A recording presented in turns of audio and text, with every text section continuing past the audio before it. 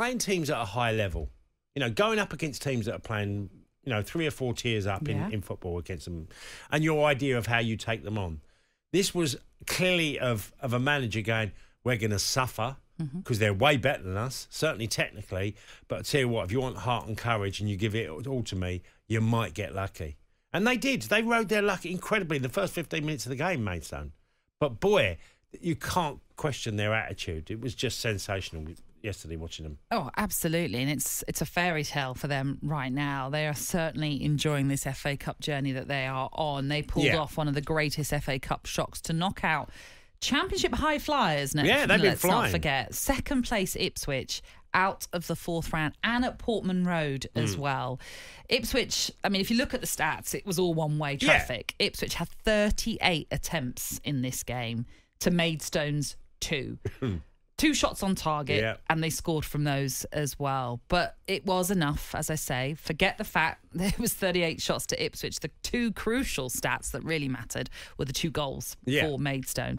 98 places they are below Ipswich in the football pyramid. Before we talk more about it, let's hear from one of those involved in the game, the match winner, in fact, Sam Corn. After the game, he was asked if this was the best day of his career so far.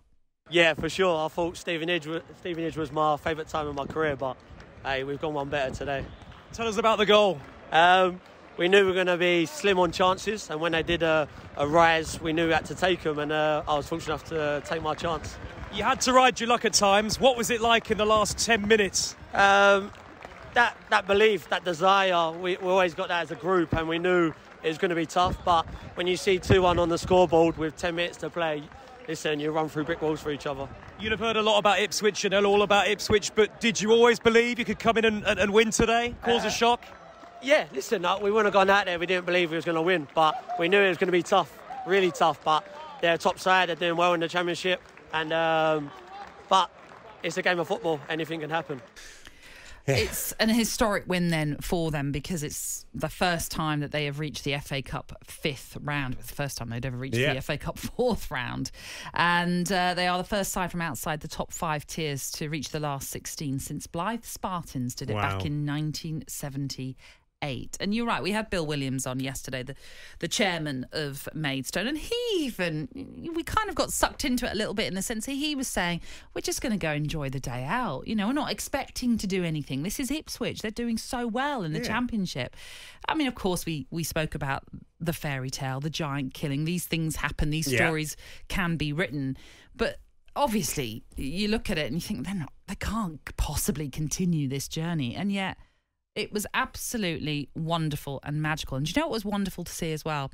There's some footage, if you haven't seen it on social media, of their manager, George Ellacobi, prior to the game, gathered outside Portman Road with some of the fans, and he's giving them like a rallying kind of cry speech, but talking about and just to enjoy the day. And all of that just sums up what this is all about for Maidstone. Yeah, absolutely, Nat. And also afterwards, the game, he's been really humble. And, Ipswich, Ipswich weren't, you can say, they were just being casual in their performance and, just overconfident. They weren't. No. They got a number of opportunities, didn't take them. The goalkeeper produced loads of saves. 12, Lucas in goal. 12 saves he made some big saves in the game.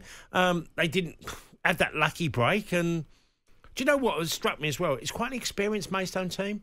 You go through the players. The youngest is 21, Paul Appiah, who's a loanee from Leicester. But generally, they're in their mid-20s, early 30s, the team. So a load of them have been round the block. So they're streetwise. And the performance was streetwise yesterday because you had to, you're going to suffer.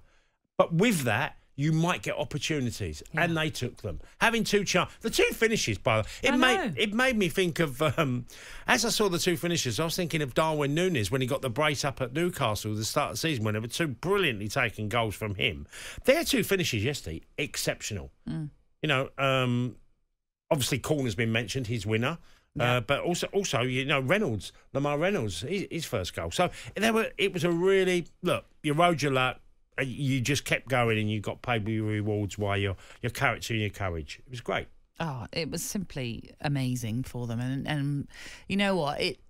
There will be a lot of people that already will have heard of Maidstone United, but my goodness, does this not put them on the map even more? And especially when you think globally, because the FA Cup is still a massively watched competition. Yes, yeah. And this story is now going to be picked up by more and more countries, more and more sort of sport outlets who are just all intrigued by the story of Maidstone United. You know, now, we talked a few weeks back about the French Cup. Do you remember we talked about Lille beating a team 12-0? Yeah. You know, from where were they? From one of the islands, weren't they? One of the Caribbean islands, if I remember. They got beat 12-0. And, you know, the cups are important because they are part of the legacy of the history of football in countries. The FA Cup has been an outstanding tournament for decades, and it was one of my favourite competitions, if not the favourite, growing up. And it lost its way, you know, as we got further, you know, the importance of Premier League, But yesterday was a story of a team just about getting over the line against a really good side. They're not Premier League, but Ipswich will be very close to a Premier League team. You can see their quality in their performance. You can see it. They made 10 changes to the side that drew with Leicester on Monday night. Some people will say, well, look, maybe that's part of the problem for Ipswich. It wasn't their full-strength side. But that being said, you're still expecting them to have a fairly decent squad that can deal with those changes. And again, you're coming up against a non-league team who probably, as you say, have the experience in their side, but you would have still, on paper, thought that Ipswich would get the job done.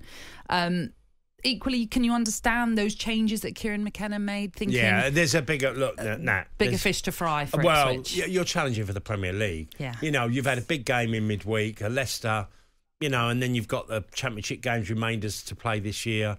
You're going to make changes. You can't get away with that. You just can't keep playing. You know, imagine at the end of the season if Ipswich fell short. You know, they could get automatic as well. So they'll be chasing automatic. That's what the goal will be, because they've got enough points really already to make the playoff spots, haven't they? They'd have to have a dreadful second half of the season not to make the playoff spots. So, bigger fish to fry, as you say. And one mention for George Fowler, by the way. I wanted to mention, because spent 7 years on Ipswich. Yeah, I read about him as well. Listen, Maidstone fans, we'd love to hear from you this morning. How are you feeling? Because this magical journey is carrying on and you are in the 5th round. George Elakobia said he wants Wolves. He mentioned that before, and before the 4th round draw was made.